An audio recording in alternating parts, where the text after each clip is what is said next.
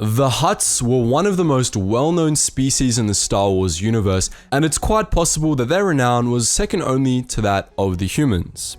Despite their reputation for decadence and laziness, they were incredibly powerful and very cunning, and Hutt space, the swath of the galaxy that they ruled, maintained its own affairs for thousands of years through regime changes and wars. To an outside observer, the endurance of Hutt space seems pretty incredible.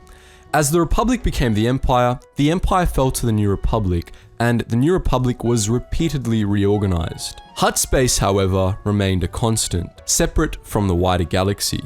In this video, we'll look at just how the Hutts managed to pull this amazing feat off.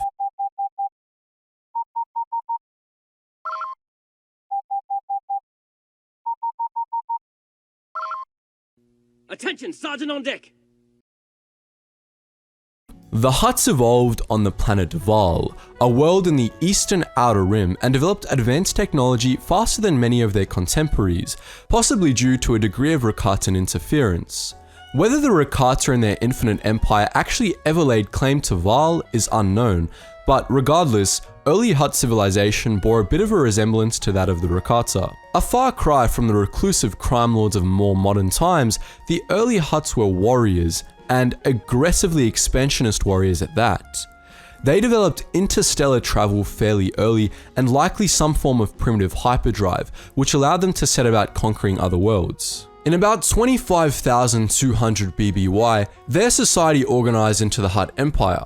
By that point, they had laid claim to thousands of worlds, the native inhabitants of which were either enslaved or completely wiped out. In 25,102 BBY, the Hutts received their first major challenge when their empire collided with that of Zim the Despot, a Tionese human warlord who ruled the Tion cluster. War broke out, and both Zim and the Hutts brought the full strength of their empires to bear in the conflict. But Zim was ultimately defeated, and the manner of his defeat is a testament to the Hutts' cunning. Through the Treaty of Vontor, the Hutts contracted the Nikto, the Vodran, and the Clutunians into a state of permanent servitude to the Hutts as a species, specifically in a mercenary role. Armies sent from the three species met Zim's forces at the Third Battle of Vontor and absolutely annihilated them, breaking the back of Zim's empire and leaving the Hutts victorious.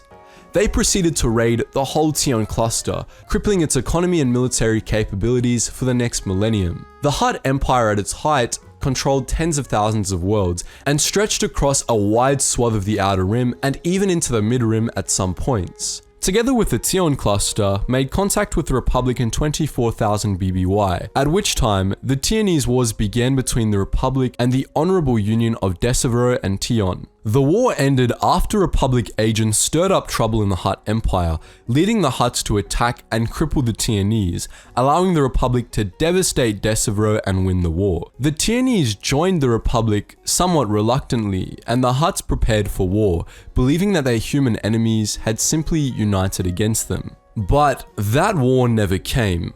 What came instead, in 15,000 BBY, were the Hutt cataclysms. The Hutt cataclysms were a brutal series of civil war that tore the Hutt Empire to shreds and ultimately resulted in the total devastation of Val, which was rendered unlivable.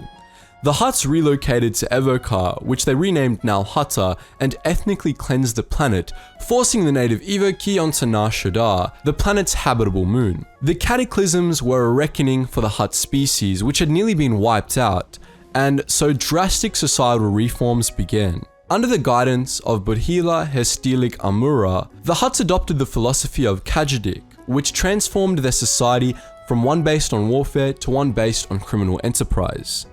From that point forward, Hutt society was dominated by clans which sought economic domination instead of military domination. Rivalry between the clans was encouraged, though the Hutt Grand Council ultimately had authority over the whole Hutt domain and punished certain offenses. The ultimate goal of the Hutts as a species never truly changed. They always sought to dominate as much of the galaxy as possible. But under Kajadik philosophy, they adopted a different, more effective approach. They already dominated the economies of worlds in Hutt space, and they immediately set about infiltrating economies of other worlds, integrating them into their criminal empire either officially or unofficially. The difference was usually minimal. They found the levers of power and took control of them, achieving unparalleled influence on a galactic scale through thousands of years of careful scheming and deal-making. The first test of the Cagetic system came in 12,000 BBY with the rise of the PSD. The PSD cult rose to control the Republic around that time on a platform of anti-corruption, but their defining policy was rather one of humanocentrism. Now led by Supreme Chancellor Constipex I, the Republic became a dogmatic force of genocide. The PSD held humans to be superior to other, more alien species, and so their rise to power kickstarted the PSD crusades, a 2,000-year period of vicious warfare. The Hutts were the first targets of these crusades, and many were directed against them over the course of the conflict. The Cagetic system, however, survived the PSD intact. The Hutts repulsed the invaders, and indeed, they actually profited from the crusades. There were 34 crusades in total, directed against a wide variety of alien species, and not all of them were as lucky as the Hutts. Refugees from alien civilizations that the Republic successfully destroyed mostly fled to Hutt space, which welcomed them with open arms, quickly assimilating them as Hutt servants. Though the PSD cult was eventually forced out of power and destroyed by a coalition led by the Jedi Order, elements within the Republic Navy, the Al-Sakani, and the Kamasai, the Crusades widened the breach in trust between the core and the Rim, and the Hutts were able to exploit this to increase control over their neighbors. For the first time in their history, the Hutts had gone through a major war with as little military involvement as possible, and they profited immensely for it. After the Crusades, relations between the Hutts and the Republic became much more officially defined.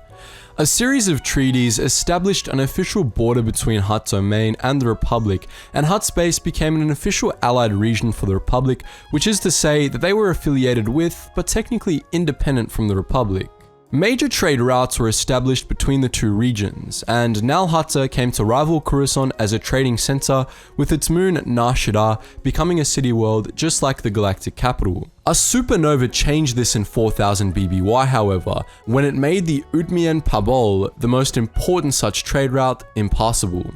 As a result, Nal Hutta and Nar Shaddaa ceased to be legitimate trade hubs, and instead became dominated by black market trade and criminal activity.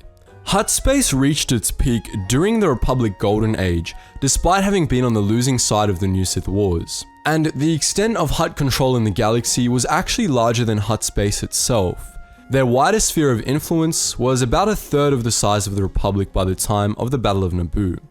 For thousands of years, as the Republic expanded into the mid and outer rims, the Hutts quietly took control of the local governments they set up, expanding until the Hutt sphere of influence stretched all the way from Ryloth to near Seleucami, which was nearly the entirety of the outer rim swath of the slice. During the Separatist Crisis and later the Clone Wars, the Hutts were officially neutral, lending no military aid to either side. But this doesn't mean they weren't involved. Far from it, actually. Both the Republic and the CIS courted the Hutts and tried to win alliances with them, as military access to routes through Hutt space would be invaluable. Some of the Confederacy's most important strongholds lay near the borders of Hutt space, while Rothana, Exkarga, and other important Republic worlds lay within the Hutt sphere of influence. As most of you probably know, it was ultimately the Republic that won this competition after the Battle of Teth. It was after the Clone Wars that Hutt space faced its gravest threat. The Hutts were eyed with suspicion by the new Galactic Empire, which immediately took steps to limit their influence. The Empire reclaimed a wide swath of the Hutt sphere of influence, and even reduced the borders of Hutt space proper, annexing several of their northern territories and the Cretan Narrows, a thin strip of space north of Nimban. But despite many threats, the Empire never moved to attack or fully annex Hutt space. The reasoning was simple: the Hutts were smart and paid their taxes. Taxes generated for the Empire from Hutt space were enormous, even with the Hutts doing everything possible to pay the minimum. Most of this revenue went right into the Imperial military, and in gratitude, the Imperial military stayed out of Hutt space.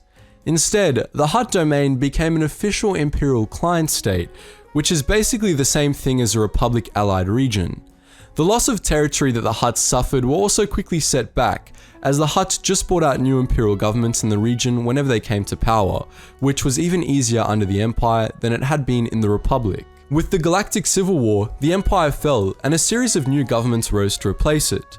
But through the years of galactic turmoil, Hutt's base remained a constant. They were never annexed and their borders never really changed again. No matter what happened in the political landscape of the galaxy, the Hutts' grip on power never waned significantly. And when it comes down to it, this was ultimately just because the Hutts played their cards well.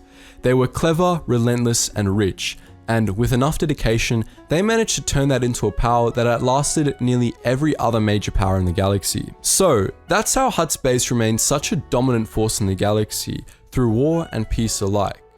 But what do you think? Do you find the wider topic of Hutts, their wars, and their territory something worth delving into a little bit more? We're only really scratching the surface here, so let us know in the comments section below. And as per usual guys, we got a bunch of links in the description below waiting for your clicks, so make sure you join us on the Geetsly's gaming network, on our Gmod and our Roblox servers, as well as our main Star Wars server to talk with other like-minded Star Wars fans. And if you're looking for some top tier history content, we've also got a second channel that covers all the niche and unknown topics of World War II for your viewing pleasure. So once again, they're all in the description below guys. Anyways, as always, thank you so much for watching and I hope to see you in the next video.